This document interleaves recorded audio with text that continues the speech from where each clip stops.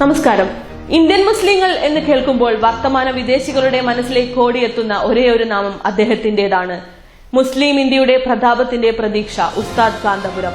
പുല്ലുമേഞ്ഞ പഴയ ശൈലിയിൽ നിന്ന് ആധുനികതയുടെയും പ്രതാപത്തിന്റെയും മട്ടുപ്പാവിലേക്ക് മുസ്ലിം ഉമ്മത്തിനെ കൈപിടിച്ചത് അദ്ദേഹമായിരുന്നു. ഗുജറാത്ത് കേരളത്തിൽ ആവർത്തിച്ചാൽ എന്തു ചെയ്യുമെന്ന് ചോദിച്ച് വടിവാൾ സംഘടനകൾ സമുദായത്തിനുള്ളിൽ മുളച്ചു പൊന്താൻ വെമ്പൽ കൊണ്ടപ്പോൾ അവരുടെ ശത്രു ഈ കാന്തപുരമായിരുന്നു. വെട്ടുകിട്ടുമ്പോൾ അടുക്കാനായിട്ട് തലേക്കെട്ടുകാർ ഞങ്ങളെ വിളിക്കരുതെന്ന് പറഞ്ഞ് കുറച്ച് യുവാക്കളെ കൂടി മുഷ്ടി ചുരുട്ടി മെഴുകുതിരി വെട്ടത്തിലേക്ക് അവർ ഉൾവലിഞ്ഞപ്പോഴും ഗുജറാത്ത് അവർക്ക് പേടി സ്വപ്നം തന്നെയായിരുന്നു. ഒന്നിരുട്ടി വെളുത്തപ്പോൾ അക്കൂട്ടർ കാണുന്നത് മറ്റൊരു ദൃശ്യമായിരുന്നു. ഗുജറാത്തിന്റെ രാജവീതികളിൽ നിറപുഞ്ചിരിയുടെ നറുനിലാവായി ചങ്കുവിരിച്ചു നിൽക്കുന്ന ഉസ്താദ് കാന്തപുരത്തെ. ഈ ദൃശ്യങ്ങൾ കണ്ടവർക്ക് മെഴുകുതിരിയും കത്തിച്ച വടിവാളിന്റെ കഥ പറഞ്ഞ മെഗാ എപ്പിസോഡുകൾ നിർത്തിവെച്ച് തലപ്പാവിനെ തിരിച്ചറിയേണ്ടി വന്നു എന്നത് മറ്റൊരു ക്ലൈമാക്സ്. പാരമ്പര്യവാദി, പഴഞ്ചൻ തുടങ്ങിയ വിളിപ്പേരുമായി ന്യൂ ജനറേഷന് മുമ്പിൽ സുന്നികളെ ഇകഴ്ത്താൻ ഒരു വിഫല ശ്രമം നടത്തി നോക്കി. വിവാഹമോ പൊതുപരിപാടിയോ വന്നാൽ മേൽപ്പറഞ്ഞ തമ്പുരാക്കന്മാർ കസേരയിട്ട് കാലുമേൽ കാലും കയറ്റിവെച്ചിരിക്കും. പണ്ഡിതർ ഓച്ചാനിച്ച് പിറകിൽ നിൽക്കണമായിരുന്നു. കാന്തപുരം കർമ്മരംഗത്ത് കാലുറപ്പിച്ചതോടെ ഉസ്താദുമാർ സമൂഹത്തിന്റെ അഭിമാനികളായി മാറുകയായിരുന്നു. സുന്നത്ത് ജമാഅത്തിന്റെ പണ്ഡിതർ GMCയിലും മറ്റു വില കൂടിയ അത്യാധുനിക വാഹനങ്ങളിലും തലങ്ങും വിലങ്ങും പാഞ്ഞപ്പോൾ പഴയ തമ്പുരാക്കന്മാർ ഓടിയ വഴി കണ്ടില്ല എന്നതാണ് സത്യം.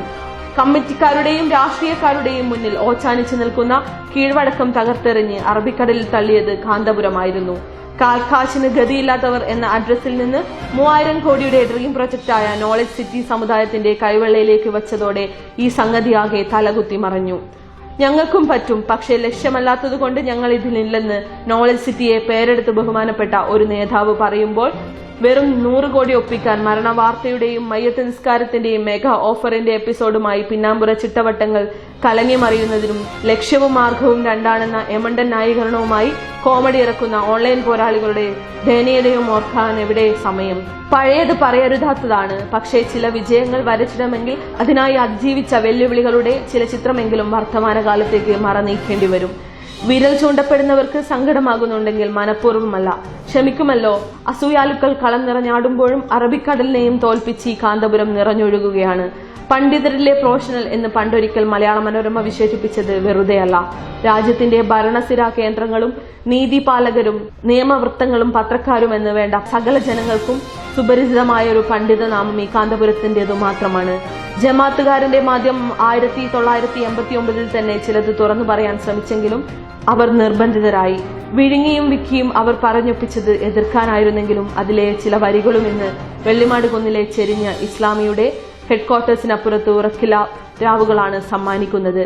കാര്യങ്ങൾ ഇന്ന് അവരുടെ പ്രതീക്ഷകളുടെയും അപ്പുറത്തേക്ക് പ്രകാശവേഗതയും കവച്ചുവെച്ചാണ് കുതിക്കുന്നത്. ആ വരികൾ ഇങ്ങനെ: സമുദായത്തിലെ VIP എന്ന പലരുടെയും അഹങ്കാരത്തിന് കടിഞ്ഞാണിട്ട് കാന്തപുരം 90ന്റെ ഓരത്തും കിതക്കാതെ കുതിക്കുകയാണ്. കാന്തപുരം എന്നും ഇന്ത്യയിലെ മുസ്ലിം ജമാഅത്തിന്റെ കിരീടം വെക്കാത്ത രാജാവായി വിലസുകയാണ്. വിമർശനങ്ങളുടെ പൂച്ചെണ്ടുമായി സ്വീകരിച്ച് ചില്ലുമേടയിലിരുന്ന് കല്ലെറിയുന്നവർക്ക് നേരെ പുഞ്ചിരിയുടെ പൂത്താലവുമായി. അട്ടയുടെ കണ്ണുകണ്ട് രാഷ്ട്രീയ ചാണക്യന്മാർ അങ്ങയുടെ മുന്നിൽ പഞ്ചപുച്ഛമടക്കി നിൽക്കാൻ മത്സരിക്കുമ്പോൾ പലരും ചോദിച്ചിട്ടുണ്ട്, എന്താണ് ഈ മാജിക്കിന്റെ ലോജിക് എന്ന്. അങ്ങ് ലോകത്തിനും വിസ്മയമാണ്, വിലയിരുത്തപ്പെടാൻ കഴിയാത്ത പ്രോജ്വലമായ വർണ്ണവിസ്മയം. ആരും എന്തൊക്കെ പറഞ്ഞാലും ഉസ്താദ് കാന്തപുരത്തിന് പകരം വെക്കാൻ ആളില്ലെന്ന് തുറന്നു സംബന്ധിച്ച ശത്രുപക്ഷത്ത് സ്വയം അവരോധനായ പ്രമുഖ നേതാവിനെ ഞാൻ ഓർത്തുപോകുന്നു. കാന്തപുരം കാൽവെക്കുന്നത് ധാർമ്മികതയുടെ ചവിട്ടുപടിയിലാണ്, കൈവെക്കുന്നത് സനാതന മൂല്യങ്ങളുടെ കർമ്മമണ്ഡലത്തിലും. ഈ കാന്തദർശനത്തിനൊരിക്കലും പിന്നിലേക്ക് തിരിഞ്ഞു നോക്കേണ്ടി വന്നിട്ടില്ല. ഈ 4 അക്ഷരത്തെ അറിയാത്തവരെന്ന് കേരളത്തിലുണ്ടോ? ഇന്ത്യയുടെ മൂക്കുമൂലകളിൽ ലോക മുസ്ലിം നായകരുടെ കാൽക്കുലേഷനുകളിൽ ഈ നാമം സുപരിചിതമാണെന്ന്. അരിവാൾ സുന്നിയെന്നും താമര സുന്നിയെന്നും വിളിച്ചു തുടങ്ങി. ഭരണകർത്താക്കളുടെ മുഴുവൻ പേര് കൂട്ടി ശത്രുക്കൾ നീട്ടി വിളിച്ച് ആശ്വസിക്കുമ്പോഴും ഇന്ത്യയുടെ മുസൽമാന്റെ അധികാര ശബ്ദമായി ഷൈഖ് അബൂബക്കർ അഹമ്മദ് എന്ന കാന്തപുരം നിറഞ്ഞാടുകയാണ്. 90-ലെത്തിയിട്ടും കിതപ്പില്ലാത്ത കുതിപ്പുമായി ആരോപണങ്ങളുടെ കൂരമ്പുകൾ എയ്ത് ശരശയ്യയിൽ കിടക്കാമെന്ന ചിലരുടെ വ്യാമോഹങ്ങൾക്ക് കർമ്മത്തിലൂടെ കരുത്തുറ്റ മറുപടി നൽകിക്കൊണ്ട മഹാനീലിനി നടന്നു നീങ്ങുകയാണ്.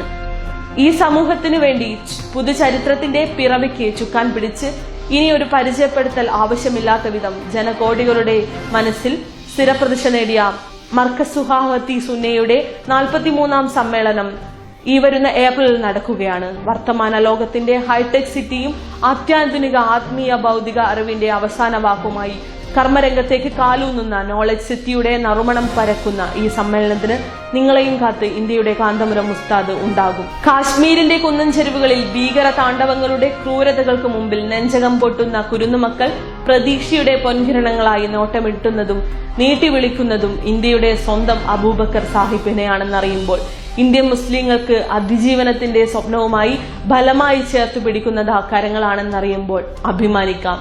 News desk, press live TV.